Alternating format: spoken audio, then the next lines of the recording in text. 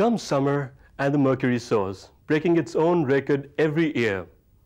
Summer is the time when the markets are loaded with juicy fruits of different colors, shapes and sizes, like delicious mangoes, huge water-filled melons, oranges and caterpillar look-alike berries.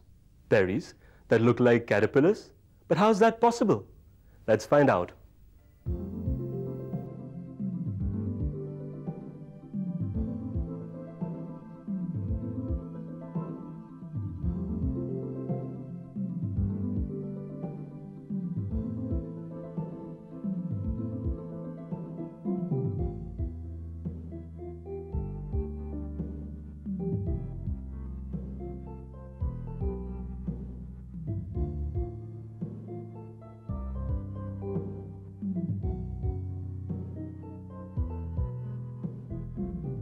Belonging to the family Muraceae, mulberry is such a fruit which has a unique appearance. If not told, many will not be able to tell it apart from a caterpillar.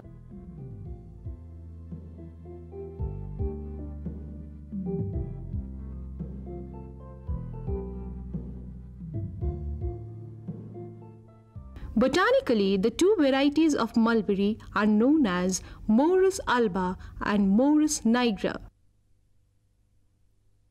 Mulberry is commonly known as shahtut in Hindi. Morus alba, a native of China, is now cultivated in different parts of Asia, including India, while Morus nigra is native to Persia.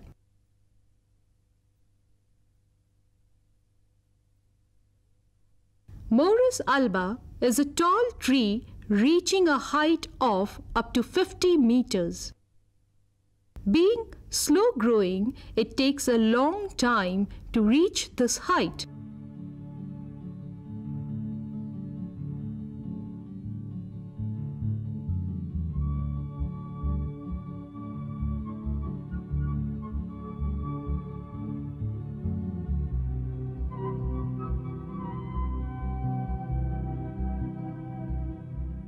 It has a smooth bark.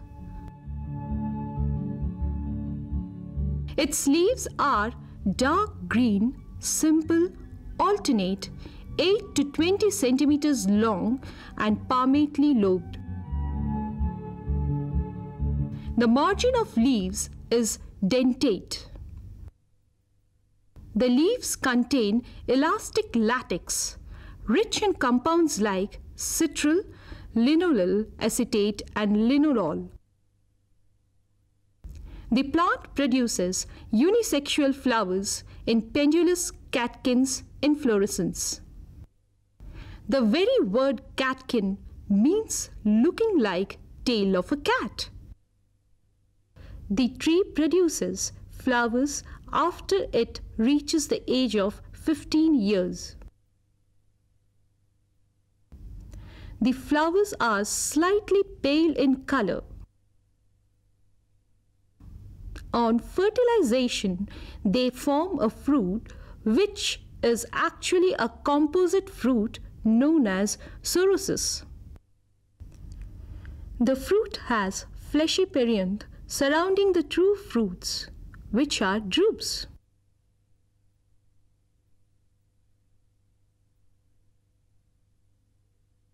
In Morus nigra, the fruit is red in color when young and black when mature.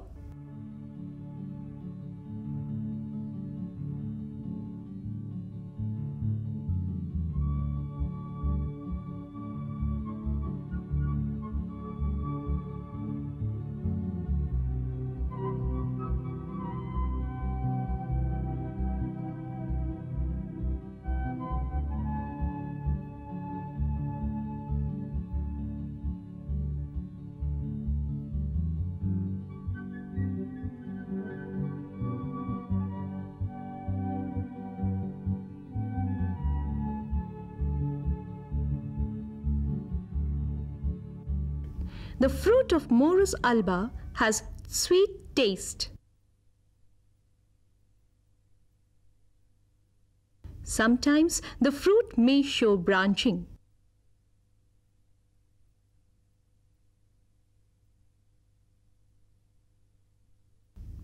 The fruit of oldest tree is the best.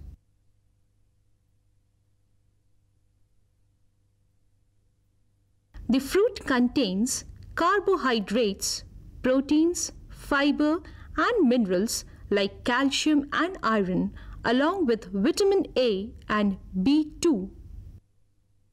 The fruits of Morus nigra contains more amount of vitamin C. Water contents of fruit being 87.5%, it is easily digested and removes thirst.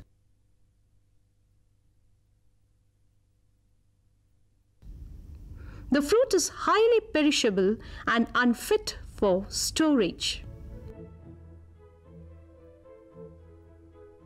The fruits are fermented to produce mulberry wine.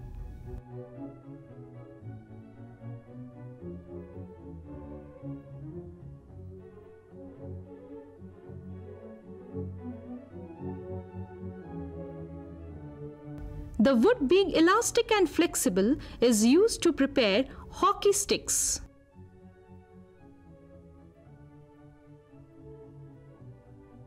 The young twigs are used for weaving baskets. The bark of the tree is used to manufacture paper. The roots and bark are purgative and antihelminthic. Decoction of leaves can be used as gargle for inflammation of throat.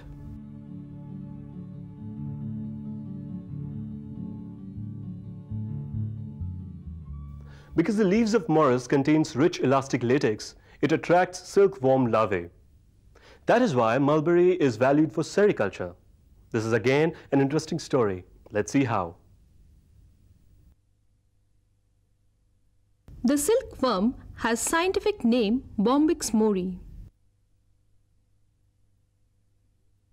The word mori stands for Morus tree.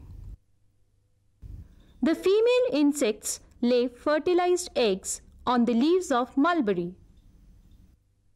In the process of artificial rearing, the leaves are plucked and spread on the ground,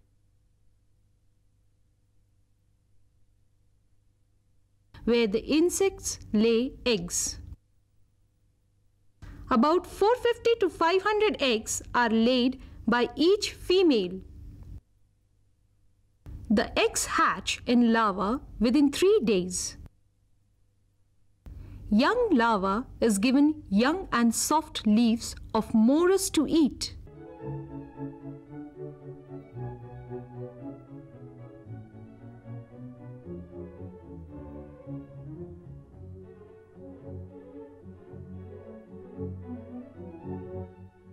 The leaves are plucked and cut and spread on ground.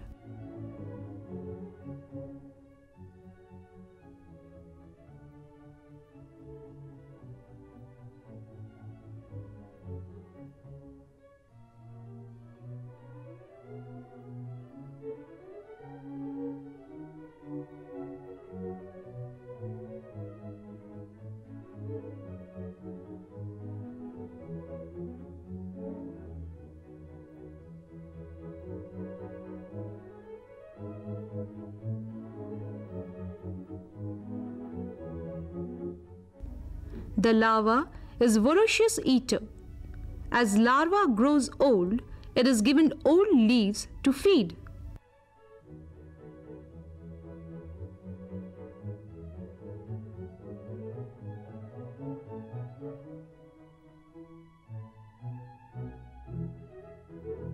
Within 10 days, larva changes to pupa, which is the resting state of silkworm. Pupa secretes a type of fibrous protein around its body to protect itself. This fibrous secretion is commercially known as silk. After secretion of thread, the pupa becomes cocoon.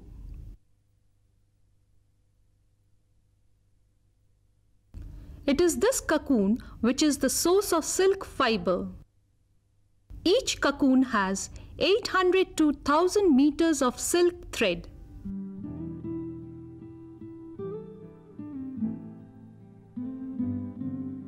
The cocoon is fully formed within 6 to 7 days.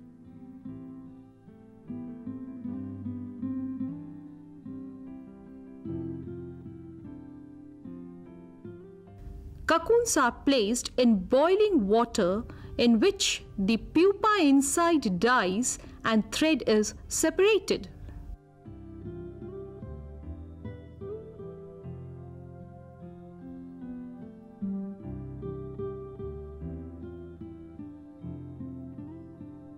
Some cocoons are allowed to mature into adult.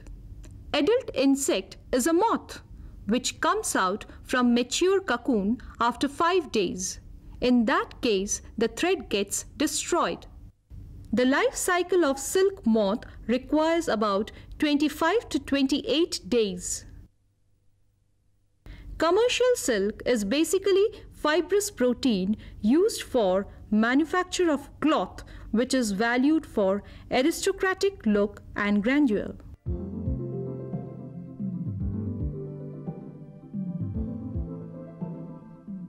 Mulberry can be planted by stem cuttings. Due to slow growth, it has a long life.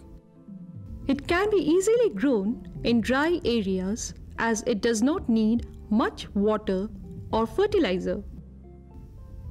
It gives us sweet fruits as well as silk, clothes made out of which we all love to don.